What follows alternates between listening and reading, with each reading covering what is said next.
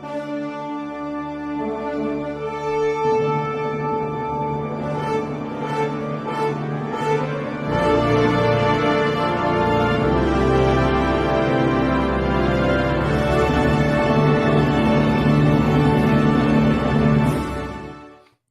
evening, everybody, and welcome to the WADcast number 162. I am one of your hosts, Josh, joined with me, as always, by the guy that probably is thinking, I guess, that answered my question, Brandon. Are we on 160? Wow. 162 episodes. My God. We've been here for 4 years now, roughly, right? About 4 years doing this. Yeah, who knows? Man. There's no way to actually check on the actual start date. Yeah. REI Radio, eat your heart out. We've been doing this for a minute, so that's good. Damn, I just didn't realize it was that long. Okay, cool. Hi, Josh. Happy Friday. Hey, buddy. Let's pretend we don't talk all week long. We only see each other for this 1 hour a week. It's like going to church. Be fair, this week it was kind of like that. Yeah, this week it really was. I've been so busy, and ladies and gentlemen, the last 2 weeks were largely on me. I think the first week, Josh and I both kind of agreed that we take a week off.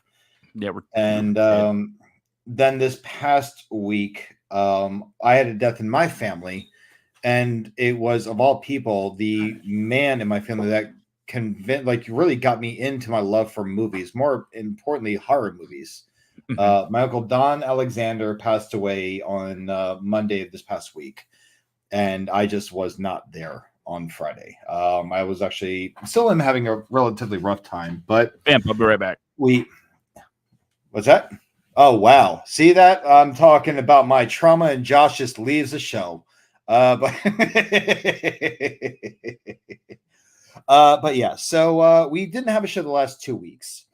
And throughout this past week, while I was reeling with the loss of my uncle, who, again, Uncle Don, I love you. I miss you. This is a guy that I could go to his house on the weekends and just watch movies with. And he introduced me to one of my favorite low-budget film companies, Full Moon Entertainment. If you're not familiar with them, this is the company that came out with The Leprechaun with Warwick Davis, amongst other movies, great low-budget, cheap movies. Like Bloodstone Subspecies, Oblivion, the list goes on. The man introduced me to Galaxy of Terror, introduced me to the movie Heavy Metal, all at a very young age. The rule was, don't tell your mom you saw this. And of course, I was a bad confidant. My mom knew all about it, but she knew that I loved hanging out with Uncle Don, so she let me go. So that being the case, this past week, I was reeling with that, but we are back this week. And this week, Josh and I have a good subject. Hold on. Oh, go ahead. You're getting way ahead of the script here. How am I getting ahead of how am I getting ahead of everything? How? Well, first, I would like to add that it is very nice to hear a story about an uncle that says, "Don't tell mom," and it's very heartwarming. Yeah, our little secrets. No, not that kind of little secret. No, Uncle Don was awesome. He was an amazing man. Sounds like it. He's already very much missed. To the point where I'm actually looking back at like some of my most fond childhood memories, and a lot of them had to do with him. Quite honestly, but no, he also introduced me to movies, primarily ones that involved our topic tonight. So I was all for talking about this. But tonight, you and I were talking this week. You're getting ahead of everything again. How am I getting ahead of anything at all? I'm not even getting a sentence through before you tell me I'm getting ahead. Go ahead. Yeah, because you're like trying to jump right into what the show is. Yeah, that's what we do on shows. Yeah, but you got to catch up, everybody, with your, very real and tragic tale. No, I don't. I thought I would. No, you already did. You did. You did. Caught up. Done. We're all caught up. No, everybody's caught up with you. Yeah. But I'm sorry. What? Anything. Okay. What is your tragic tale, Josh? I don't have one. Then I shut the have hell up. Let's get to the good show. news. Okay, what's the good news? I joined a club. You joined a cult? Probably. Okay. But in the meantime, the Is card there a says blood club oath? Okay. because let's see if you can take a look at that. It's all blurry. Oh, there we go. There you go. Okay, Video Movie Club. Is there like a video store in Jacksonville? Not exactly. Now, why is a laminated? What is a laminated pass for? It's sort of a throwback to classic VHS rental stores. Okay, Started by our, you know what? I'm gonna go ahead and say it. Friend of the show, Matt McCarthy. Okay. And once he said it's $5 on Patreon, and it comes with this awesome laminated, video membership card. I was like, I am so in. I think there's movie stuff too, but that you can watch. But I wanted the card. We still you got a card. We still owe him at least like a mug. Yeah. Just something. And especially since he's a repeat guest now. He's been on the show like twice now. We really do need to send him something. Well, honestly, all of our previous guests, if you're watching this episode, you all deserve something. And being that I cannot give you guys a hand hug in person, you guys get a virtual open mouth kiss. No, not unless any of them are rich. No, do you offer people open mouth kisses? As much as I can. I never. You know what? We're not going to go there. We're not going to go there. But the thing is going back to it. That's awesome. I really do need to get involved with the Patreon too, so I can go ahead and join said club. You should. So next, I intend to. So next time there's not going to be like an if. Next time we have Matt on the show, we can just whip out our laminated club IDs. Be like, hey, we're in your club now, so now we're cool. It'd be better than the last thing we whipped out. I didn't whip out anything. What'd you whip out? Wrestling knowledge on our movie show that you absolutely hate. And I whipped out my knowledge of obscure movies. So now we have to have another appearance, sort of a rubber match, to see which one of our unusual interests will take over the show. Do you want to know who he likes more? Yes. Matt. But with that being said, a lot of really weird, a lot of great, interesting things happen this week in news. Oh, God. The Oscars are this weekend. So much stuff going on that we are just going to completely ignore. Yep, I fully intend to ignore the Oscars. But going back to everything, though, now can I get into the subject at hand? Yes, that was the segue. Great. Okay, cool. So one of the earliest movies my uncle let me watch with him was Billy Madison, and that starred who would have thought it, extremely talented Adam Sandler. Now I know when I say extremely talented. Yeah, when I say extremely talented, it doesn't really go alongside with Billy Madison. Billy Madison was Adam Sandler. Adam Sandler at the beginning of his career in movies. He was he started off as this character in all of his movies, aside from Airheads. Most of his movies was like this loud mouth, like just over the top character. Then Airheads came out. He was like this very shy, timid, the quiet, cool, as Brendan Fraser, as Chaz put it in the movie. But no, I don't think it was Brendan Fraser. I think it was oh God, what's his name? What was his name? Steve Buscemi's character. He referred to as the quiet, cool, just like, as he put it, pulls the chicks in. Yeah. But he went from that. He kind of like went back into the Adam Sandler-esque movies where he was just this over the top character, and it continued for another couple of years. But then I saw this movie in the early 2000s. I watched it with my uncle, Punch Drunk Love. And I was like, holy shit, this guy can actually act. Like, he can actually act. And he had moments in other movies where you saw this. Like Big Daddy. between Big Daddy, Click, Reign Over Me. And then in the recent years, he's gotten into a much more serious tone while he still does his comedies. He has very much proven that he's a very, very, very talented actor. And it's someone that you would never expect. It's much like to the chagrin of Jim Carrey, right? Where you look at Jim Carrey, you think like Ace Ventura, The Mask, Dumb and Dumber. You think like his old school movies, but you see things like 23, The Majestic, The Truman Show. You see him as dramatic roles. You're like, holy shit, this guy can actually act. Even in scenes in Fun with Dick and Jane, Jim Carrey's just like killing it.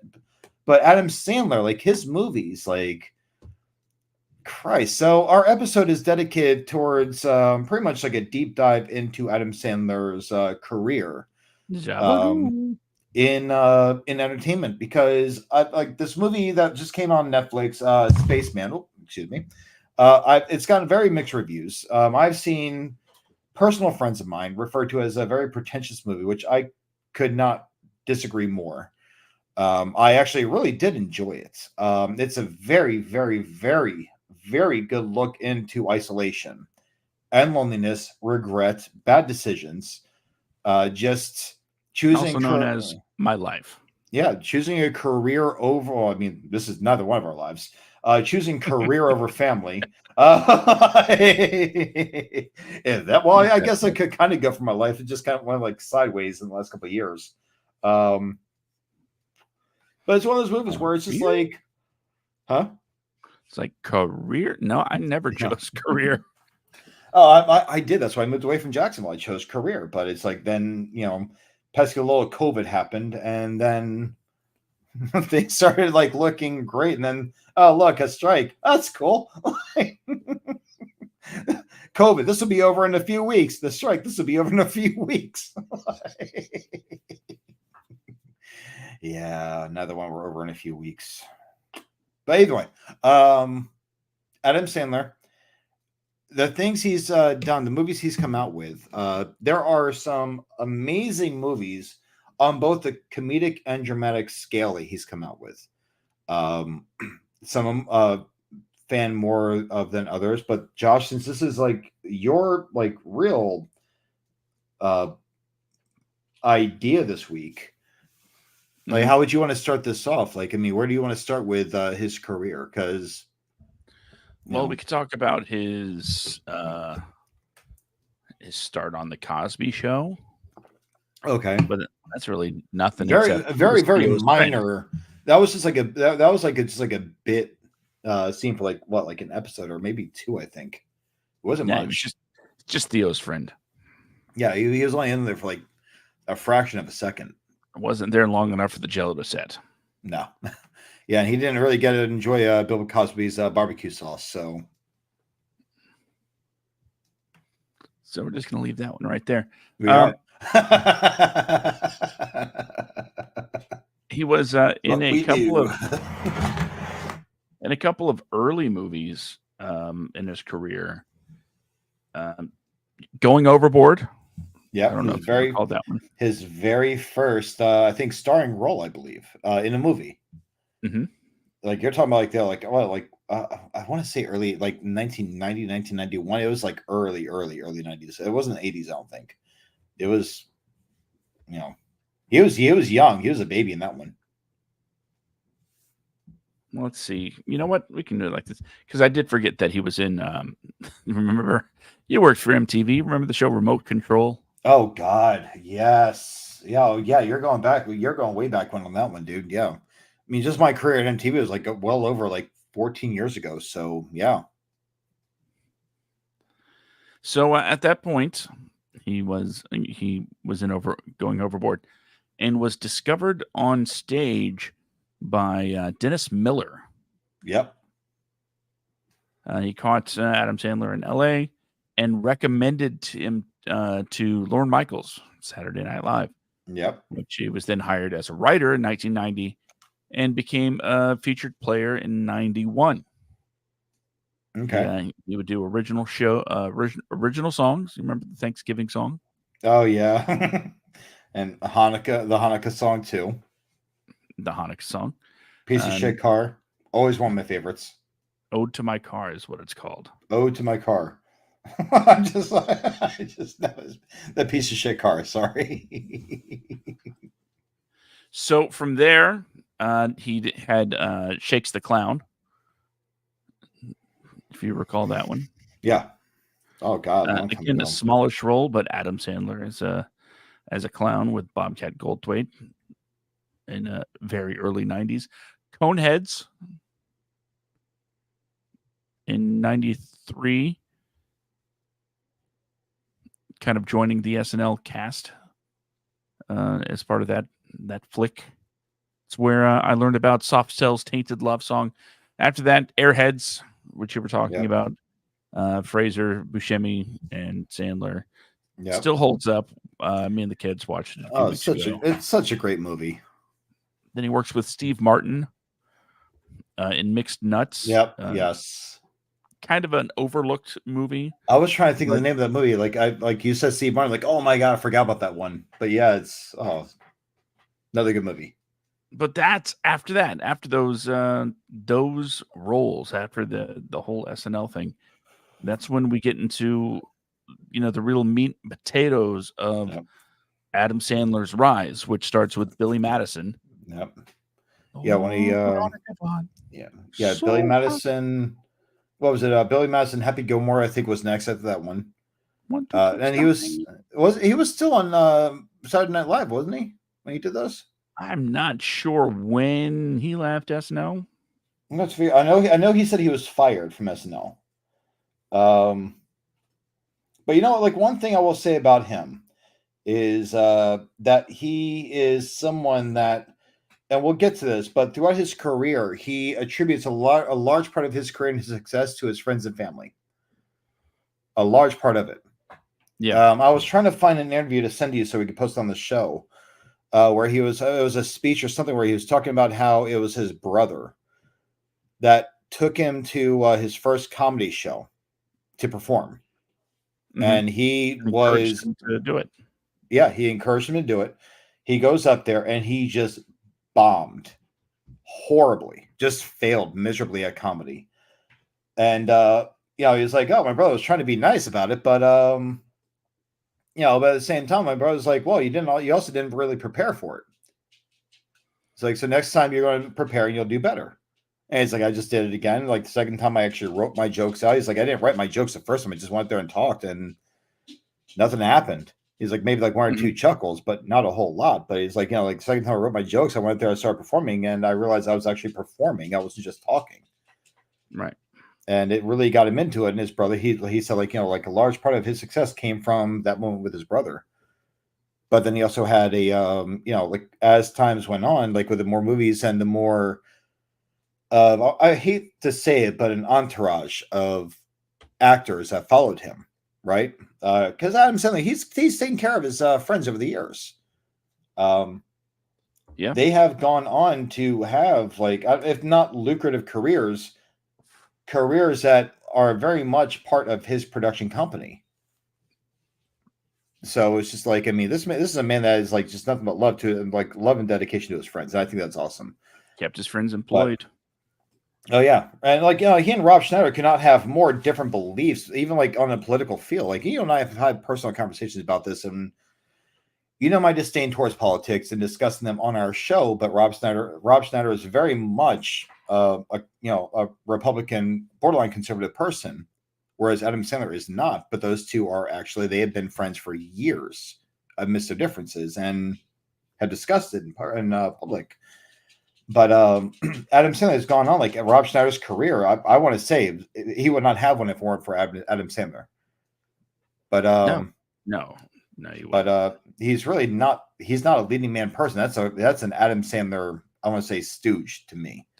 But no offense, Adam. I know he's a friend of yours, but let's face it. He's no Chris Farley. But but David Spade, Chris Farley, and all of them, they all got brought up together in the comedy circuit and everything else. So and with Adam Sandler's success and his friendships, we have some amazing movies with some amazing cast members. But I think after Happy Gilmore, there was what was the movie that came out after Happy Gilmore with Adam Sandler? It was Bulletproof. Bulletproof, where he actually went a more serious tone with Damon Wayans. Right? I think he was a convict, or he was like a felon, and Damon Wayans was a cop or something like that. And Damon Wayans was undercover, yes, and befriended, Adam Sandler's character, and then we find out that he's a cop. Adam Sandler accidentally shoots him in the head. Damon Wayans' character, he's kind of holds a grudge. So when Adam Sandler turns state's evidence, he's like, "Yeah, I'll tell you everything, but I want him to bring me in." Yeah. And that was actually a really good movie. It's funny. It was messed up, but it was funny. When the opening scene, they get pulled over, and he's like, "Sorry, he's a little slow. We're going to Disneyland." Oh, yeah. We're going to Disneyland.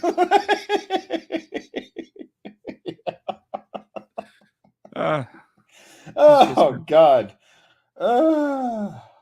But around that time, he also released like his albums, the ones that really, in my opinion, that's where I really noticed Adam Sandler, because Billy Madison, Happy Gilmore, Bulletproof, that's the stuff that, I mean, I saw Happy Gilmore in theaters. Actually, it was actually at the drive-in, and that's how long ago it was. Yeah. The albums, though, do you remember BMG in Columbia House? Oh yeah. Where you could order, 12 CDs for a penny. Yep. And they're like, all you have to do is buy 5 CDs at full price over the next year. And then you're like, I didn't even give you my real name. Yeah. Other people did that, not me. I might have done that. Yeah, I remember what you're talking about. Oh, kiddos, that goes way back to the days of Paperboys. Okay, that was before your time. But yeah. So he released these albums. They're all gonna laugh at you. It's and What the Hell Happened to Me? They're the series of sketches and songs. A few songs you might have heard on SNL. The Hanukkah song, things like that. The Turkey song, Lunch Ladyland. That great stuff. Really weird off the wall skits that you know what, I am a genuine disliker of the term. You couldn't make that today, but let's be honest, some of those skits, man, like do it for mama, that's yeah, no, it's so great. Well, what was the one with a goat? I believe, right? Someone, like one of the CDs, he had like a talking goat. Yeah, there was it was a talking goat, and then there was a song about the talking goat. But I think that was the third album. What's Your Name? Oh yeah. And that was all an entire music album.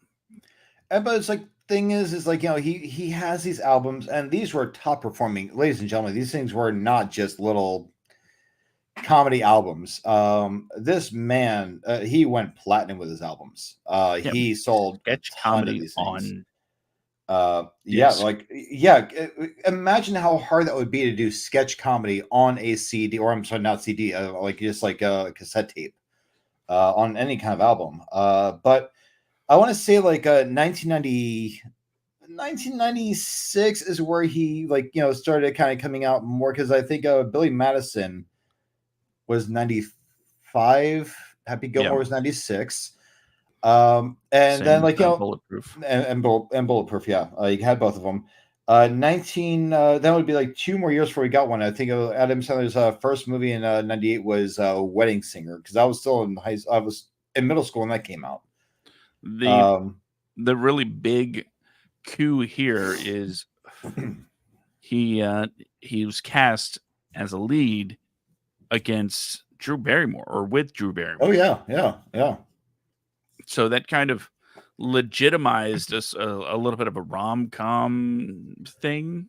Yeah. And I think that's And honestly, I think that's where like his first real acting came out of him was in The Wedding Singer. Because he had some moments in the movie like, shit, he can actually act. Okay, that's cool.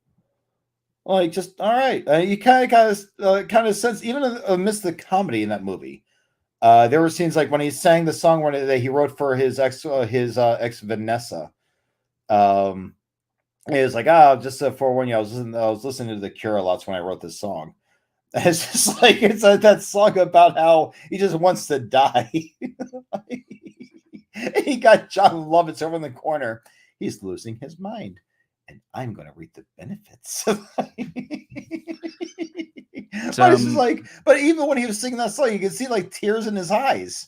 Like I just rewatched the other night. I just rewatched The Wedding Singer for the first time in like, oh god, a while. I want to say like 2 or 3 years. I just rewatched it.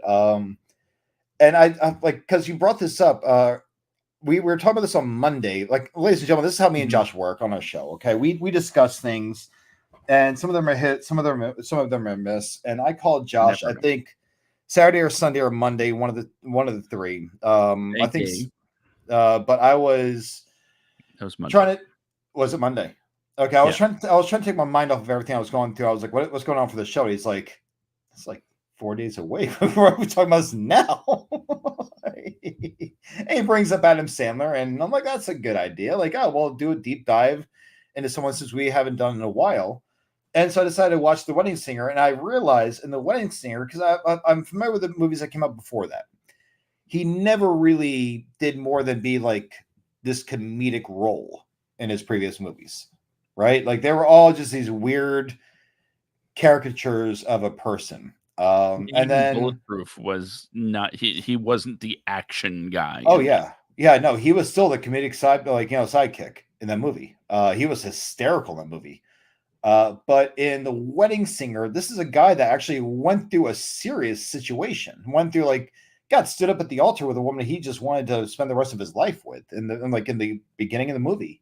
And then he has to spend his life watching other people get married. As a wedding singer. And so that being the case, it starts bleeding through from him that he's really grieving a life that he just envisioned in his head. Like he'll never have this life. And he finds a better life. But through this journey, you see him actually really, acting. Like you see him actually really being scorned and angry, and also trying to mask this anger with humor at times. But it's just he's just having a crush on a girl that he knows he shouldn't have a crush on, but at the same time, he's just also lost because is it too soon to feel this way, whatever. So it's just you see this movie, and then still there, and then the one movie that will make me laugh for, I want to say 10, 15 minutes straight. There's one scene from one movie that'll make me laugh for easily 15 minutes straight. I will watch this on repeat. Go ahead. The medulla oblongata. No, I will send you this clip. This one clip. I don't know why. I think it's the noise that's made when it happens. But it is that movie. It is from The Waterboy. It's just so stupid. But I watched this with Danielle one time years ago, 3 or 4 years ago. And I could not stop laughing. I went back, I watched it again and again and again. At one point, she grabbed the remote. She would not let me watch it again. I was in tears, hyperventilating, just cry laughing at the stupid moment. Let me see here really quick. I'm going to send this to Josh. Josh, you can post this on the show if you want to. Let's see. Messenger. Excuse me. There we go. This one scene, I watched it and I was just crying and laughing hysterically. But it was just a straight up comedy. And then as his movies went on, they got to be more comedic and serious at the same time. and then some of them just turn into straight up drama movies. Let's see. Did you get it, Josh? Not yet. But right after The Waterboy came out, the next year we got one of what I still think is one of his best movies is Big Daddy. One of his best comedy movies of all time, Big Daddy. It's just a movie about a guy that doesn't really adopt, steals a kid. Basically, if you say it like that these days, it's horrible. He didn't But steal the kid shows up because and he pretends to be his friend, and played by Jon Stewart, the amazing Jon Stewart. Love that man. But he ends up taking on a little kid played by Dylan and Cole Sprouse, a little boy played by two twin boys that are now famous, to get his ex back, and she doesn't want that life. So he ends up just raising this kid as his own, and gets caught by the state for defrauding the states. Oops. And but yeah, it's just like it just shows a guy that has no responsibility whatsoever. He's a man-child himself trying to raise a kid. And it's such a great movie. It really is. And that scene, the most dramatic scene in the entire movie, when social services comes back to get the kid, and Adam Sandler's like letting the kid go, and the kid's like, "But I wipe my own ass. I wipe my own ass." He's like, "I know, buddy." Now, a couple of things to remember about Big Daddy. First, of course, the fact that it co-stars Joey Lauren Adams. Yeah, oh yeah, oh my God, yeah, my girl.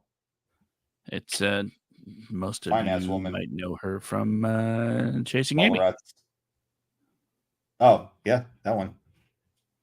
Mallrats too, but smaller for a role different in reason Mallrats. in Mallrats. Thank you, Joey. Yes. But at the time, I think she was actually Kevin Smith's girlfriend during Mallrats. But Another thing, bringing up the albums, Sonny works in a toll booth, so Oh, yeah. naturally, those of us that see this in the trailer are like, "It's Toll Booth Willie." I know, and that's not who we got. I'm coming out of the booth. Sorry, this is just going to be a recurring theme. Oh yeah, yeah. I'm sorry, kiddos. If you've never listened to any of Adam Sandler's old school albums, you need to. You owe it to yourself to do so.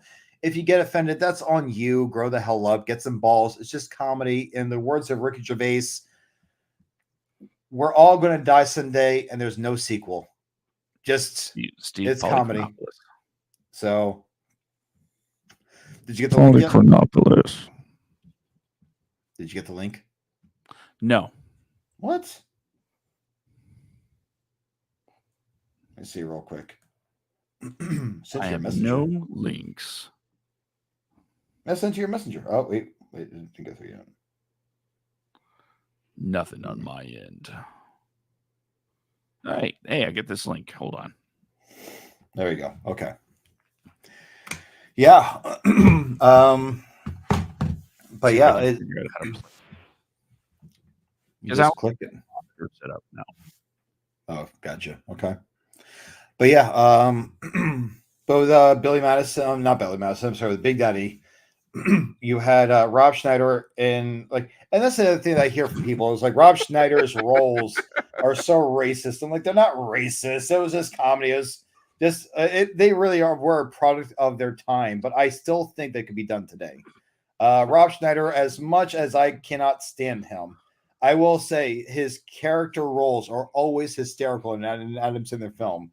In Big Daddy, he played the delivery guy, and he's teaching the kid how to read.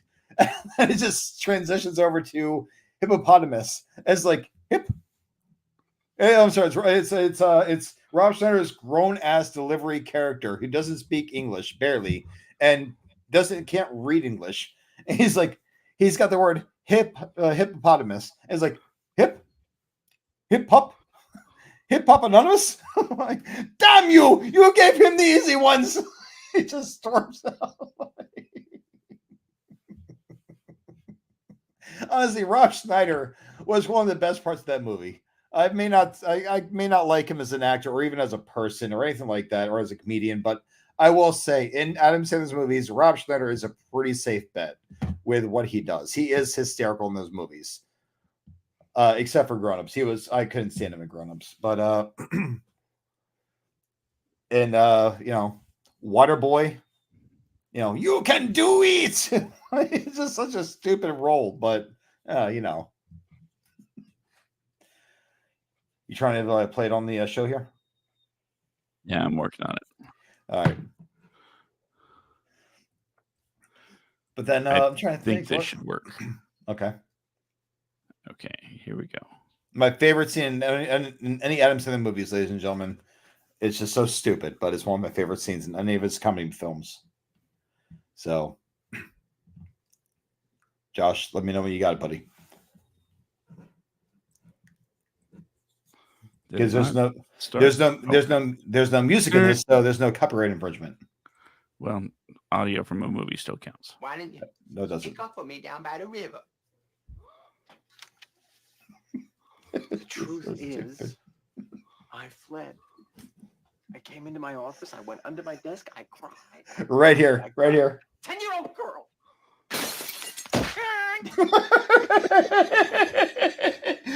that one scene, it's so perfect. It's just so stupid.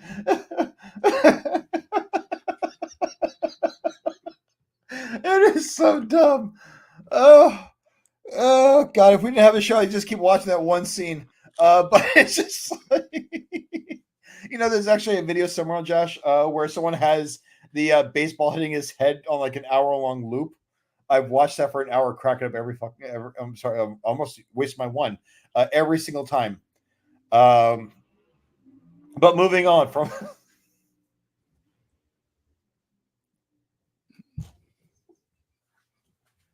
In case you were wondering why I busted out laughing randomly earlier, it's because when you sent the link, I watched it. I just while you're in the middle of a sentence. It is so stupid, but it's just like one of those scenes in a movie that is so perfect. It's just like, that's one thing I love about Adam Sandler's movies, is that there's a punchline that comes back where you don't expect it to come back. It's just so great. Now imagine filming that as Henry Winkler, and you're like, I throw the ball. Why do I throw the ball? It makes no sense. And then he watches the movie and he's like, oh, that's funny. Just imagine the guy playing Colonel Sanders. Medulla oblongata. But that's what I was saying. Like, it's kind of like that. When Josh mentioned earlier, it's like, the medulla oblongata. Like, it's related to that scene. Just proxy of a person. But my mama says that alligators also ornery because they got all them teeth but no toothbrush. But oh God, we have so many movies to cover of his. And TV appearances, because he still made a few over the years after he got into his movies. But going on from like Waterboy, like Big Daddy was the next one. Then he was in Deuce Bigelow. Who was he in that one? I'm trying to think. He was one of the support. Like in movies that don't star him, he's usually a supporting character. I'm trying to think of who he was in. A cameo. Yeah, he makes a small cameo, but Deuce Bigelow, he's a cameo. I'm trying to think of who it was. But with Little Nicky was the next one, which I don't think is one of his best movies, but it was funny. Another character for him to play. Yeah, funny voice, but it had Rodney Dangerfield, Harvey Keitel. Yeah, and he was in a movie called The Concert of New York, which came out the same year as what was the movie? The Animal, with Rob Schneider. And the animal, he kind of took over Rob Schneider's roles of the "You Can Do It" character. But then came Punch Drunk Love, the one I mentioned earlier, Punch Drunk Love. That came out, and holy shit, dude! I've never seen him act in a movie the way I saw him act in that movie. He's a guy that struggles with anger. He's got controlling sisters and everything else. He is just a guy that has no control over his own life. But he's just, it's such an amazing movie of his. It's one of my favorite Adam Sandler movies of all time. And it's not a comedy at all. He plays opposite Philip Seymour Hoffman. Oh, yeah. The late, great Philip Seymour Hoffman, another amazing actor, both comedic and dramatic. God, always remember him as Dusty. Oh yeah. Yeah. But then also Mr. Deeds came out that same year, and Mr. Deeds was a remake of I believe Mr. Deeds Goes to Town, if I remember right. It was like an old school movie, but Mr. Deeds was I want to say like a loose adaptation of that, because it was an Adam Sandler-esque movie where like a guy in a small town inherits like distant relatives, media empire, and starts running it while fighting pretty much like a backstabbing member of the board who's trying to take over. But even with that movie, there were some serious parts of that movie, but I will say with Punch Drunk Love, I think it was the far superior of the two that came out that year, because one's a drama and one's just a Happy Madison company. By the way, Happy Madison, obviously named for his two breakout movies. For a little trivia for those of you who don't know, in the beginning of those movies, when you see like a golf ball like flying at the screen and cracking the screen, you see some guy saying "terrific." That was pretty much his father who died. So that's just, big thing for Adam Sandler. He, again, big family person. But moving on, Eight Crazy Nights is another movie which, although it was his only animated feature-length film to date, had some serious shit going on in it. It was hysterical. It was a musical. It was a Christmas / Hanukkah themed, movie. But it was about a guy who lost his parents at a very early age. They both died in a car crash, and he just suffered with the guilt and grief that was, and coming from my own personal experiences, I can tell you right now, just changed him into an empty shell of who he was. And that's a very real thing, ladies and gentlemen. That really is. And he just turned angry and rageful, very reclusive. And then just kind of wasn't until I want to say like he was like older that he learned that everything he was doing was just not just destructive towards himself, but towards everyone around him and his own town. Like everyone was affected by his grief. And it was through like some kind of, I want to say like a Hanukkah miracle or Christmas miracle that, and also the help of his coach, Whitey, who had the hairiest ass of every single person in any movie outside of Rob Schneider and the Animal. That's ever been in any of his movies, which I think like a hairy ass might have been a callback to the Animal. I'm not sure. But very good movie. But then I want to say like one of my favorite duos after that. Josh, can you guess my favorite, or one of my favorite like co-starring roles of his, which came out like shortly after that? Well, if you're going strictly by release theatrical order, then it's Anger Management. Adam Sandler, Jack Nicholson. The two angriest men on screen, and they were face to face, so good together. They were hysterical together. That whole movie was just brilliant with those two. So when they beat up a monk. Say say what? I feel pretty. I feel pretty. Oh, so pretty. Oh yeah. Well, you got. I feel pretty. Oh, so pretty. I feel pretty and witty and gay, and I pity any girl that is not me today. La la la la la la la la. I feel charming, or so charming. Yeah, he gets into it so great. That was a fun movie. And the whole brownie scene, like with Heather Graham. She strips down. She's wearing like the Boston Red Sox, like, bra and underwear. And Heather Graham. yeah. It's like, would you like me to take Heather Graham? It's like, she's like, she starts taking off. She's like, now, as much as I want you to take it off because that represents a team that I hate more than anything in the world, I think you should keep it on.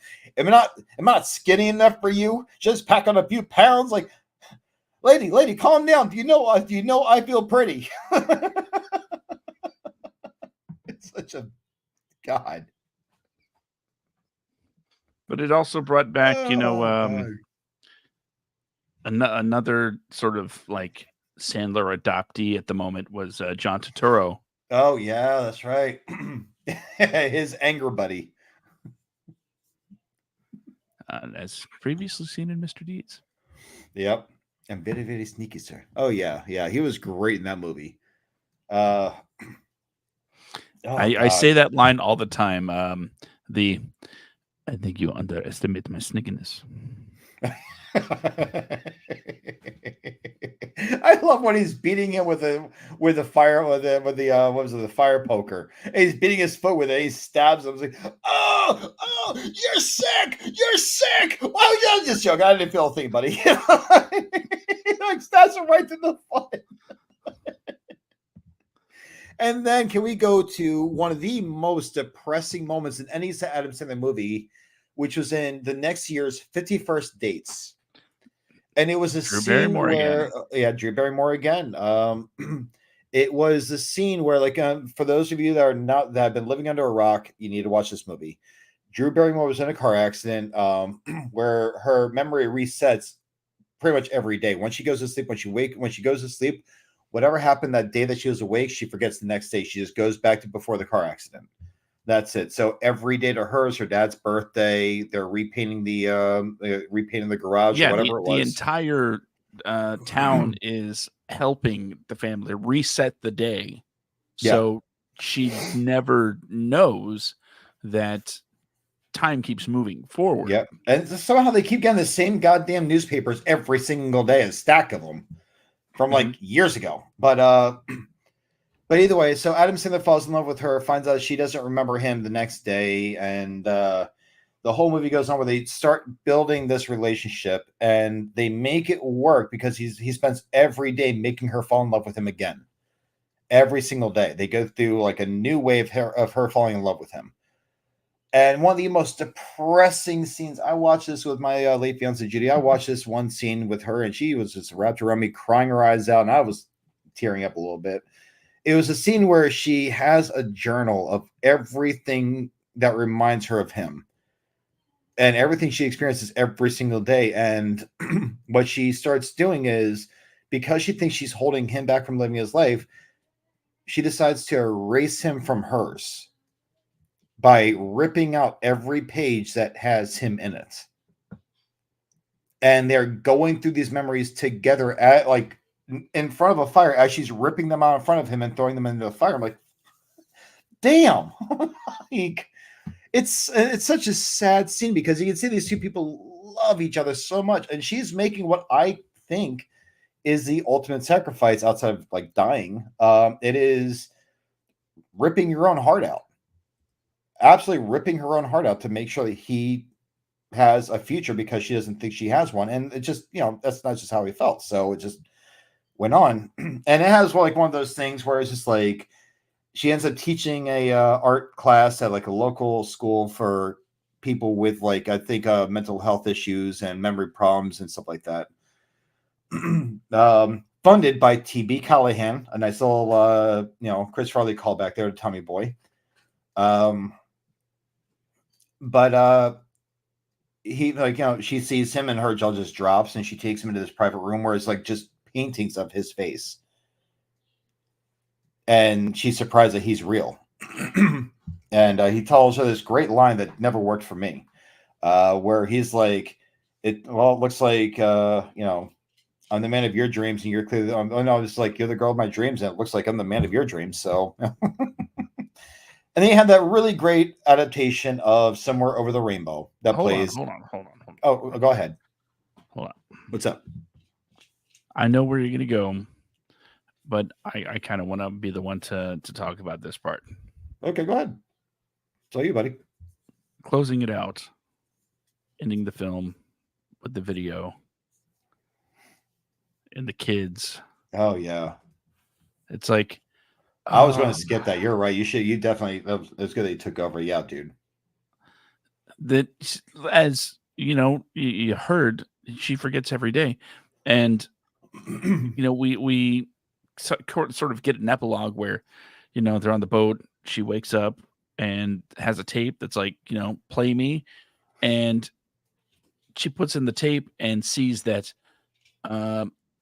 she's married. She's with this guy that loves her, and she loves him. And then she sees, that she has kids, and she's finding all of this out for like the first time again. And yep. I couldn't possibly imagine waking dude. up and be like, oh God. Dude, that look on her face when she comes onto the deck of the boat and that one kid comes up, Mommy, and she grabs the kid and she's like, oh my God. Like, but I like it. I like what he says in that video. He says, I love you and you love me back most days. And so you get a sense of what he's going through with this. Like, imagine like the frustration, but the absolute love that he has for that girl. And I know like, the situation of it is, absurdist comedy, but the fact that it had so much art. Oh yeah.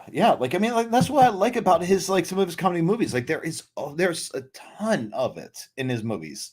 There's so much of it. And this is of course one of them pretty soon. Yeah, it's coming. I know which one you're talking about. But there's so many movies that have come up, and after 51st Dates, we had Spanglish, which is not one of his comedy movies at all. I didn't see it. It's a very good movie, dude. It's such a great movie. It is a movie about a guy that, like, he and his wife, they have their kids, they hire a maid, played by Paz Vega. Oh, absolute babe. I love her. Played by Paz Vega. It's Adam Sandler, Tia Leone, and oh God, who Cloris Leachman, I think it was her name.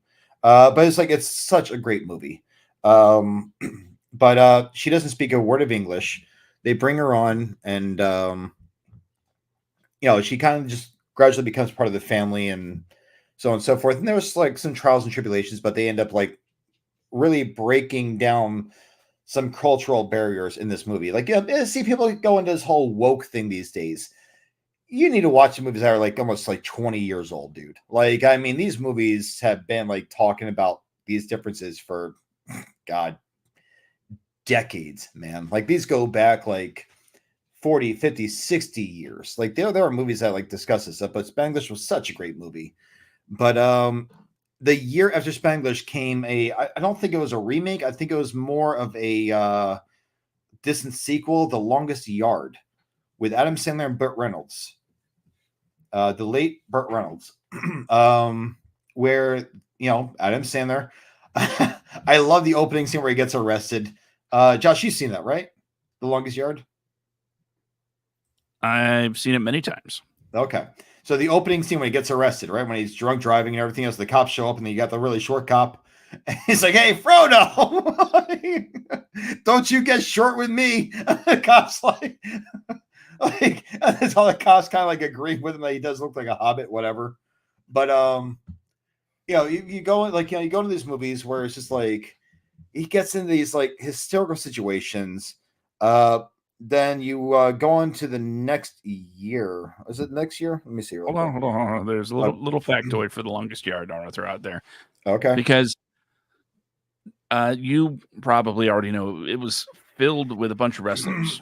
Oh yeah, Bill Goldberg, Kevin Nash. Yep. What some of you might not know is that that's where the Great Khali was kind of discovered. Oh really? Yeah, I did not know that. Oh, that's a big guy. Maybe Vince would like him, and Vince is, of course, big sweaty man. So yeah, He went to WWE after that. I did Became not the know Great that. Khali. Okay. I had no idea that's where he came from. Okay, that's cool. That's really cool. I see it's a little wrestling trivia for me. Changed a life, at least. Yeah. But then the next year came one of his more dramatic comedy movies in Click. Yes. I left the theater from that one like in absolute awe that he made something like that he like really was so involved in something that was so I hate to sound like pretentious with this, but profound. Yeah. Click is about a guy that never has time for anything. He's an architect. He's neglecting his family, trying to make a career for himself, and he is choosing career over family, as we've discussed earlier. Oh, hold on. Let's Go ahead. Let's back that train up a little bit. He's not choosing career over family. He's I'm choosing sorry, career for family. For family, but he's sacrificing his family for the career unintentionally. Unintentionally. It's not like he's like, I want to be the best architect there ever was. He's like, no, I want to secure my kids' future. I want to make sure we always have a place to live. And the way to do that is to work harder and be a better, bigger part of the company. But as you're saying, he gets that opportunity by meeting Christopher Walken and getting a remote control. I'm sorry, a universal remote that controls the universe. No, you're missing one thing from Bed Bath and Beyond. The Beyond section, of course. The Beyond section of Bed Bath and Beyond. But you had this movie that was he was skipping he was skipping so many parts of his life. The things that he found mundane, he was skipping. And it had the remote had like a learning feature where it would just it learns your habits, so it automatically skips the things that you said you weren't interested in. Yep. So it's like he would he was good. I still like the there's a lot of scenes in this movie, but like it's such a dramatic scene where he skipped so much of his life that now his kids are grown. Mm-hmm. His kids are grown. His son has followed in his footsteps as far as being an architect and everything else. His son's is still seeking his dad's approval. Henry Winkler has this quarter trick, one of those magic quarters that you bite out of and you just spit it back. It's just like a little rubber band. That's all it is. He always thought that his son, Adam Sandler, did not know how this trick was done. So there's one scene in the future where Adam Sandler is like just pining over this design, and his son's like trying to show him something. Adam Sandler himself this is a part of a time that's already passed. He skipped past this whole thing. His dad's already dead. So he's going back in time to the last time he saw his dad, and it was during the scene where Adam Sandler is his past self is struggling with a design, ignoring his son. He's trying to seek his approval. And current Adam Sandler, that we're watching experience this is talking about you should look at his design. It's a great design. Look at his design. You're a jackass, whatever. Henry Winkler, his dad, comes in and invites him out for a boys' night out. Adam Sandler's kid is down, but Adam Sandler just says he can't make it, whatever. And Henry Winkler's like, "I'll make a deal with you. If you come out, I'll show you how the magic quarter trick is done." And then he just throws it back in his face. It's like Henry Winkler says, "I love you, son," and starts walking out, and he starts crying. And Adam Sandler, the one that we're watching the movie, is just shocked and appalled that he turned into such a piece of shit person, in the future. He's just this horrible, horrible person. He's successful, but now he's divorced. The swim instructor played by Sean. Josh, help me here. Sean Austin. Played by Sean Austin, Goonies and Lord of the Rings fame. Also in 50 First Dates. God. Sean Austin is the swim instructor for the kids as the kids, and as an adult he is now the stepdad married to the now ex-wife of Adam Sandler. So now he is Speedo Torpedo or something like that. Oh yeah, I forget something I forget what it was, but yeah. But yeah, so it's just he skips all this time, and in the future, he now goes to his daughter's wedding. I'm sorry, his son's wedding, rather, and has a heart attack while he's there. his future self, he has a heart attack, and he wakes up in the hospital, and it's just too much time. So it's like, but what cracked, well, not what cracked me up, but what I thought was so great about this movie was the scene when he's confronting Christopher Walken by his father's grave. Christopher Walken says that he's an angel, and Adam Sandler's like, I thought that like angels are supposed to help people and guide people, blah blah blah. And Christopher Walken's like, angel of death, like just like blunt, like. For himself, like, I didn't tell you to skip all these things. I didn't tell you to like neglect your family. Like the remote chooses what your rhythms are. It goes by what you choose to live, what you choose to skip, and like every single thing that he is present for is work, basically throughout his life. Everything he skips are the things involving his family, so he can just get work done and thrive in his career, so he can provide for his family. But he loses everything. And that scene outside the hospital, dude, when the pouring rain and everything else, he's running after his kids, running after his ex-wife and everything else. And he just collapses in the parking lot. Like, holy shit, dude. Like, I was in theater seeing this, and there wasn't a dry eye around me. Like, guys, like, oh, like you got the girls crying. You got the guys, like, it's dusty in here. Like, it's just like there are so many people that are touched by the scene. It really is. Really is. But then you go from that to the next year with another. Holy shit! The first performance of his that knocked me on my ass in Rain Over Me. Holy shit, dude! Yeah, like just you bring it up on the show a lot. I've mentioned it numerous times. I'm very happy to bring that we're talking about this because of this movie. A guy like, and as I've said in past episodes, it's a guy that lost his 3 daughters, his wife, and their poodle on a flight to go see family. Well, when he stayed behind, he was going to catch up with them later on. They were on one of the flights that got hijacked during 9/11 and crashed into the tower, one of the towers. So that was this movie, and he's never been the same after their death. He's very wealthy person from their life insurance, and he just exists. He's not flourishing as a wealthy person. He doesn't wave his wealth around. He's just in autopilot through life. He avoids everyone that had anything to do with his life with his family. So he's attached to Don Cheadle, like who was a college roommate of his, that never really I think was present for a wedding or something like that, but he hasn't spoken to them, and it hasn't spoken to Adam Sandler in years. Hasn't spoken to his friend in years. And just by happenstance runs into him on the streets one day. But Adam Sandler clings to him because he's the only thing that does not remind him of his family. He reminds him of a life before the family, a life without that family.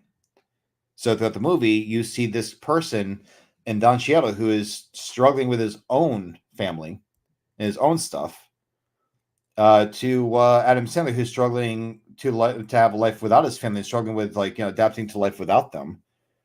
And this amazing line, which again, dude, just on the level of grief, like I said, in Crazy Nights, like if you handle grief the wrong way, it will turn you into a shell of something that you never thought you could be.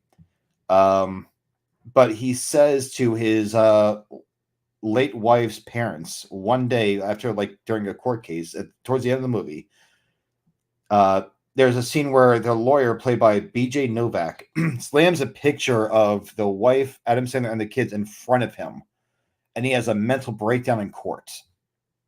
And as he's leaving at the end of the day, he runs into his wife's parents, and he says, I don't need pictures to see them. He's like, you guys had each other. I don't have anyone else, but you had each other. And he's like, I don't need to see pictures. They're as real to me as anyone else. I see them all the time in the faces of people that just pass by. I see them in strangers every single day. He says, even the dog. My favorite line, I cracked up at it, but it's true. He's like, even the dog. I look at a German Shepherd, I see a goddamn poodle. He just gives his mother-in-law a kiss on the cheek, says goodbye, and gets in the elevator. And I was like, shit, man, this is a movie about a bunch of broken people. like it's just very broken people, like just like really coming together, like just like I guess like kind of healing each other through their own, circumstances, right?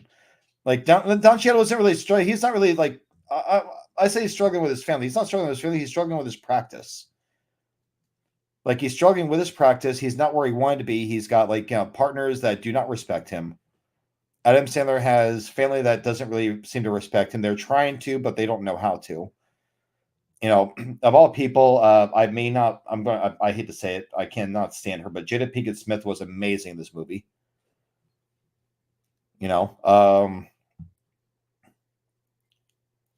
But then,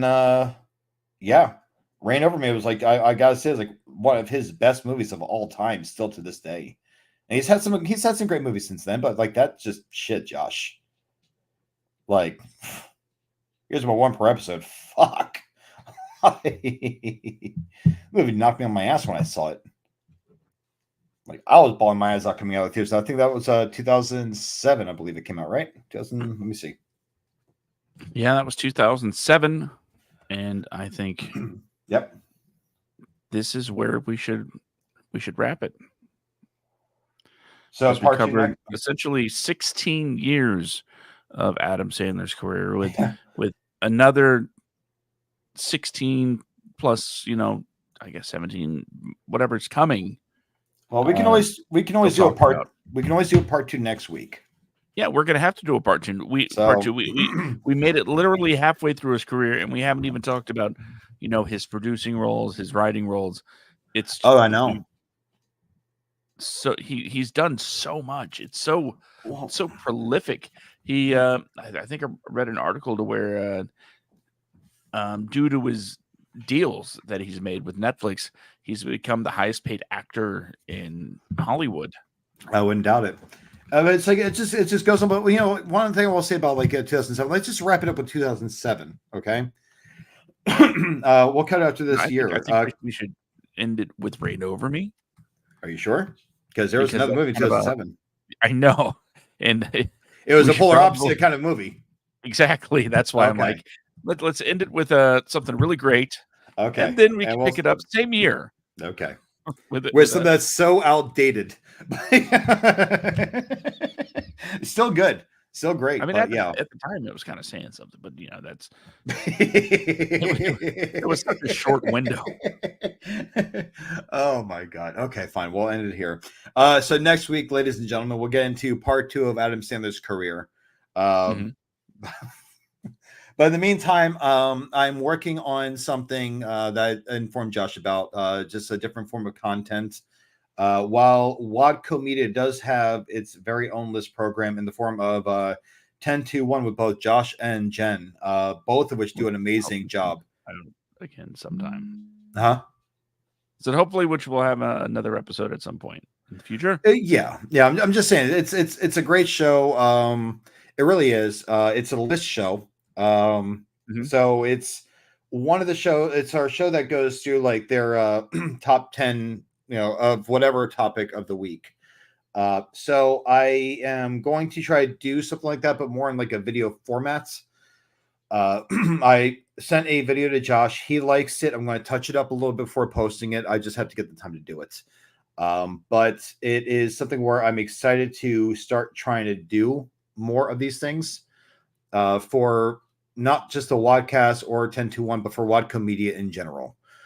So we will hopefully have some different kind of content coming soon on our social media platforms, on our YouTube platform, things like that. So more things are coming, but definitely we are going to jump into part 2 of the Adam Sandler deep dive next week. But that sounds great. It's weird when we have like a topic ready to go for the next week. It's talking. Yeah. I know it's like it's unheard of here. Yes. Yeah, this is usually something we cover like the hour before. As I always say on 10-2-1, when I'm asked, so what are you going to talk about the WADcast tomorrow night? Back when it was on Thursday, what are you going to talk about tomorrow night? I'd say, I don't know. It's not an hour before air, and I'm not psychic. It's like, I haven't spoken to Brandon yet. I mean, we're talking about everything but the stuff we would talk about on the show. Yeah, we usually get so sidetracked, but we've actually stayed on topic tonight. I'm proud of both of us. So, but either way, but Good. But yeah, guys, if you guys want, follow me, bjacksman182 on Instagram, or just like more importantly, follow the WADcast. I don't really expect followers, but like definitely the WADcast, man. So we're on Threads under the WADcast, same with Instagram, the WADcast, Facebook, the WADcast. Just give us a follow across the platforms. You'll see our little logo that's up here in the corner of the screen up here. So just give us a like, give us a follow, and I'll be posting this video sometime in the near future. Most likely between Facebook and YouTube. But we'll have some content coming up here. Mm-hmm. No, and I guess go to watchmedia.com. That will give you direct links to all of the cool stuff, including merchandise. If you want to, sport some logos and shirts and stuff with our creations on them, then by all means, there's a Patreon. I think I don't really know anymore. And I should do something about that. I should actually take some time and say, hey, we have a good Patreon. In the meantime, we don't. So if you really feel like throwing some ducats our way, you could always hit the merch store and wear some really cool WADcast gear like what Brandon's wearing.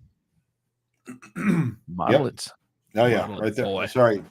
Let me tilt the screen a little bit here. Yeah. Our little Clerks throwback that Josh designed. Oh yeah, I try.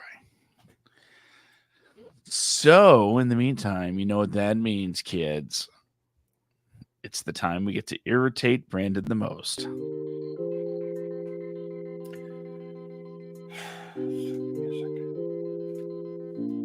Yeah, I don't mind the positive. I don't mind the positive message. It's just the music, ladies and gentlemen. Go ahead, Josh.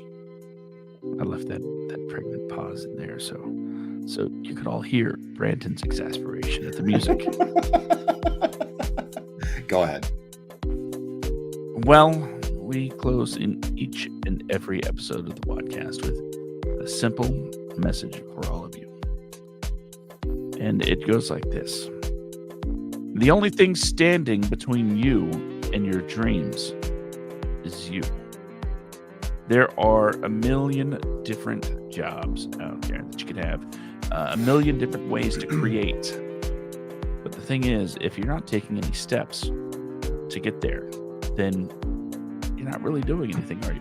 If you want to be a writer, all you really need is a way to put words to paper or screen, as the case may be. If you want to be a director, most everybody's got one of these little doohickeys right here, a phone. So start getting some shots. Start doing the thing that you want to do.